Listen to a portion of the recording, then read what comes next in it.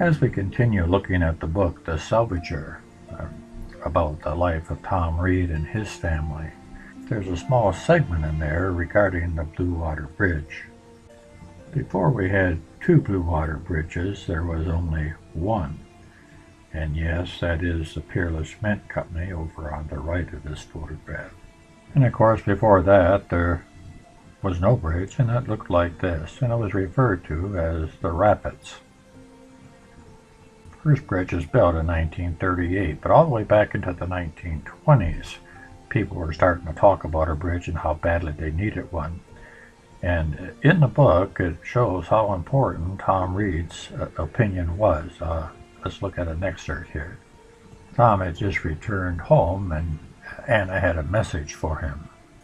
And oh yes, Tom, there was a message from some Sarnia city official. Can you meet with their city commission tomorrow night? Tomorrow night?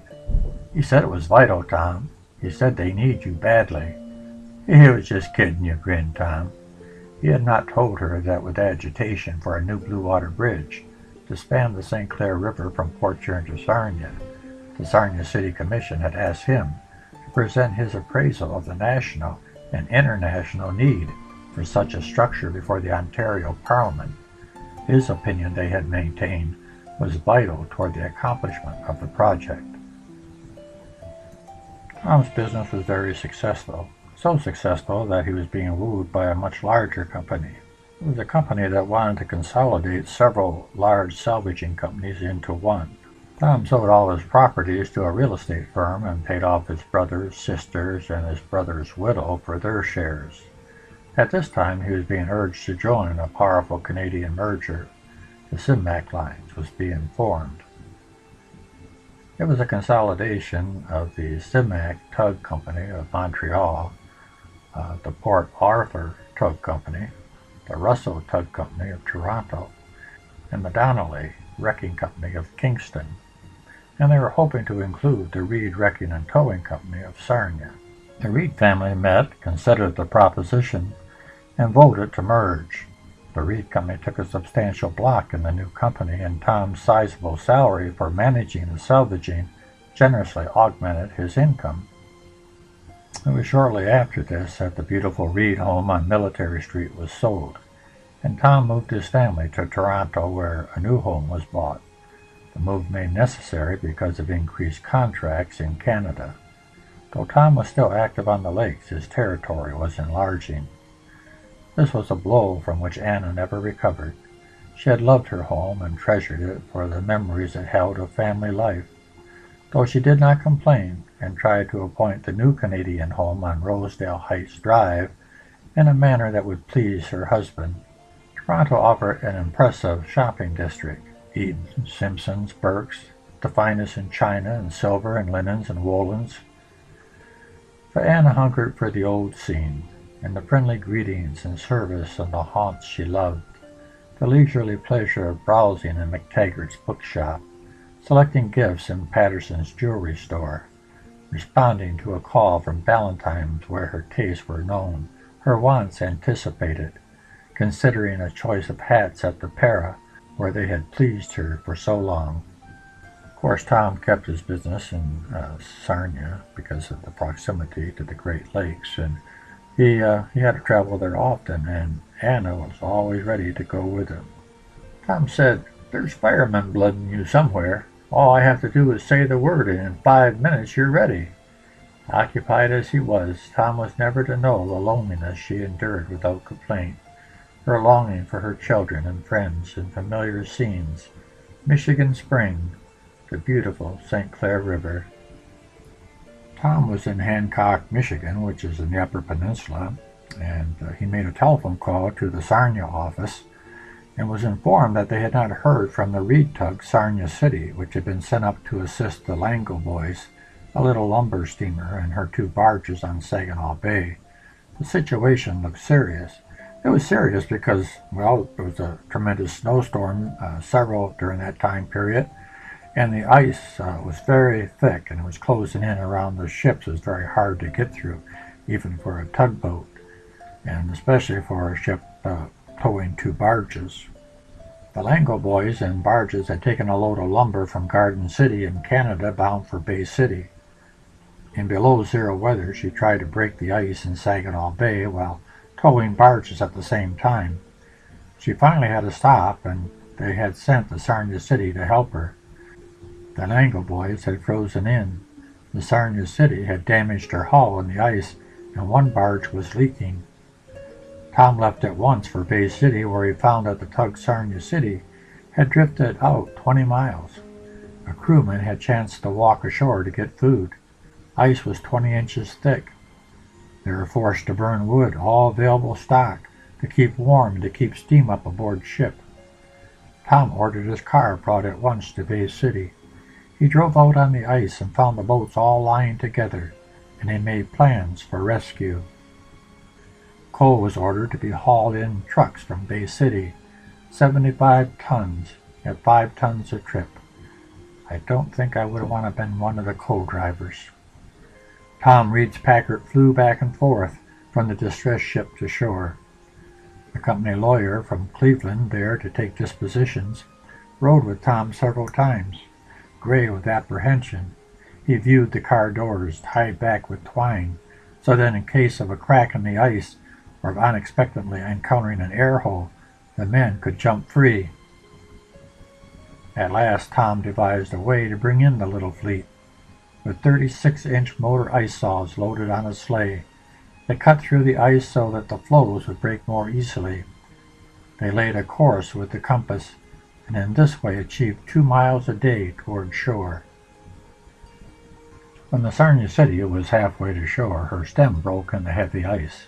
Under incredible difficulties, they tipped her up and installed a new stem out in the open, with visibility practically nil. Soon the Sarnia City reached port with the barges and was laid up for the winter, and Tom returned to Sarnia aboard the Lango boys. The job had netted the company $10,000. Tom telephoned Anna in Port Huron. Was it bad, Tom? She wondered. The papers say the weather up there was terrible. Have you had a hard time? Anna continued to get her news of her husband from the newspapers. Oh, I've seen worse. He winked at the telephone. By 1940, the Reeds had returned to Port Huron, taking a house on Military Street, not far from their former home, but too close. For Anna, the old mansion was still home, with a boulder of Matoa history there in the front garden, where it could be seen in passing. The home was located in the 1400 block of Military Street, but it's no longer there today. Anna was depressed that she could be so close to her former home and pass it every day, and yet not be part of that home anymore. And on top of that, her health was failing.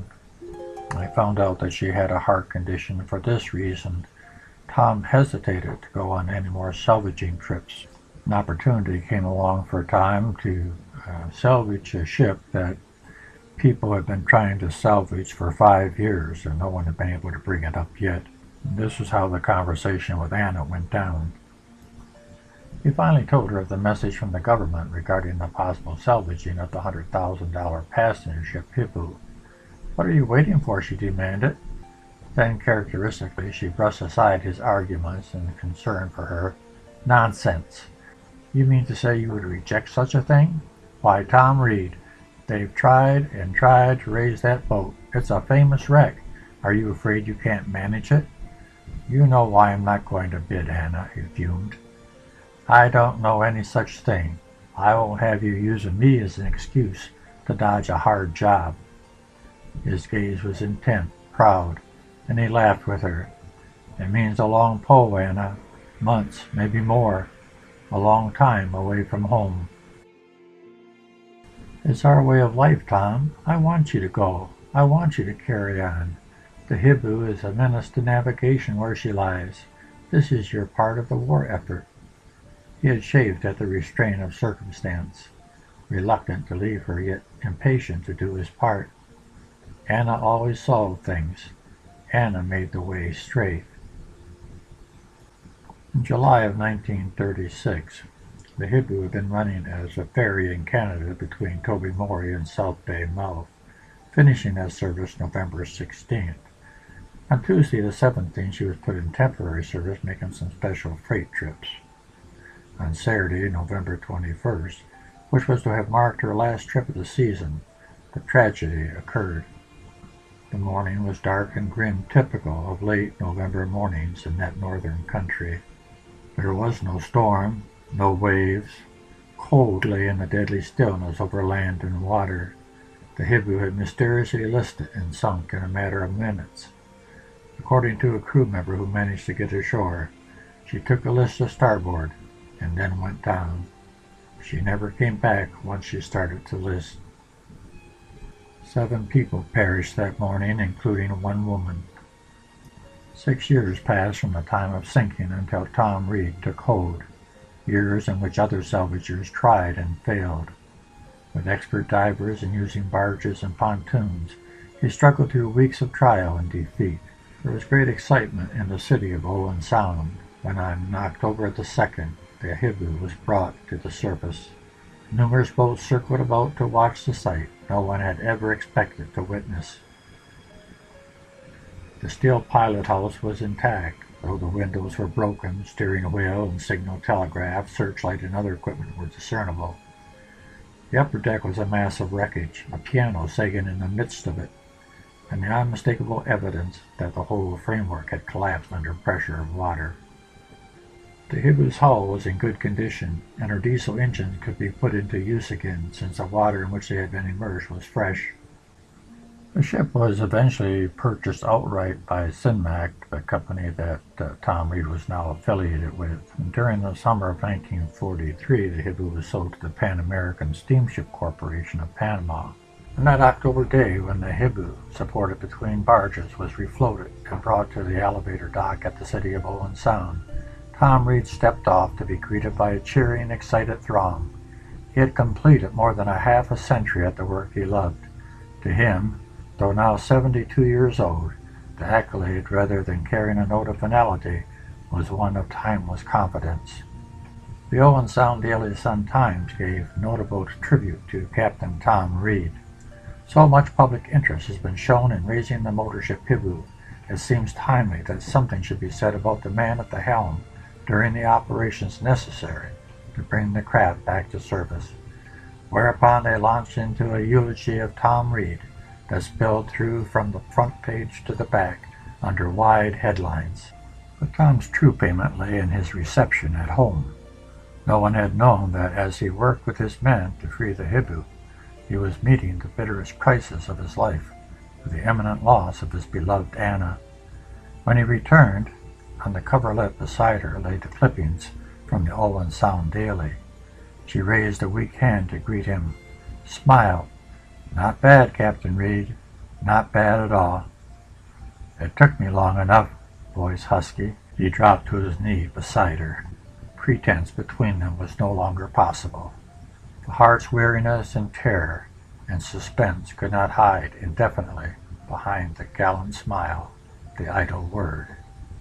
"I knew you could do it, Tom," she told him. "I waited. The sun is setting on the river. I'd like to see it once more. The doctor is so careful and strict. What does it matter now? You're here." He carried the frail body to the window above the blue stream that she loved, and along which for so long she had watched his boats pass, waiting for a sight of his tugs, the sound of his whistles. The bright golden flame of the dying sun sketched glorious patterns on the water, and against the burnished woodlands of Canada's shore beyond. "You've given me beauty from the first, Tom. You've been a wonderful husband." "I ain't done half enough for you," he groaned. Oh, the things he had planned for them, both, with retirement. And now she was leaving him, and all of it sacrificed to the demands of his work, to the things he had to do. "Who says you ain't?" she smiled at him, and closed her tired eyes. Within a week, she was gone.